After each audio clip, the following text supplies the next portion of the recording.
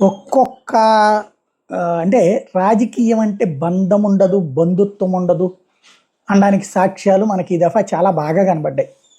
ఆయన పేరేంటి, దువ్వాడ శ్రీనివాసు వాళ్ళ ఆవిడ ఆయన మీద పోటీ చేయడానికి సిద్ధపడటం.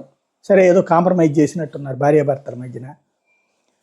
జగన్మోహన్ రెడ్డి గారి చెల్లెలు ఆయనకి వ్యతిరేకంగా ఒక పక్కన అవినాష్ రెడ్డికి వ్యతిరేకంగా పోటీ చేస్తా అమ్మని దించమని చెల్లెలు కోరుతోంది, కూతుర్ని గెలిపించమని తల్లి కోరుతోంది. అట్లాగే అంబటి రాంబాబు అల్లుడు అంబటి రాంబాబుని ఓడించమని కోరటం. ఇప్పుడు ఈ జాబితాలోకి నాగబాబు గారి మొదటి అల్లుడు, అంటే విడాకులు తీసుకున్నారు కాబట్టి ఇంతకుముందు అల్లుడు, ఆయన వచ్చి జొన్నలగడ్డ చైతన్య ఇప్పుడు జనసేనను ఓడించమని కోరడం.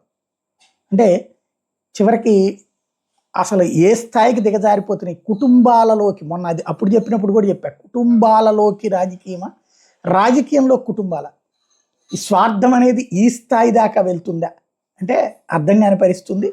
ఇది ఇక రేపు పొద్దున ఇంకొకటేనేమో, ఫ్యాక్షన్ టైప్లో భార్యాభర్తలు మంటలు చేసుకోవడం, అన్నా చెల్లెళ్ళు పొడుచుకోవడాలు చేసుకోవాల్సి వస్తుందేమో. శాంతం దిగజారిపోయి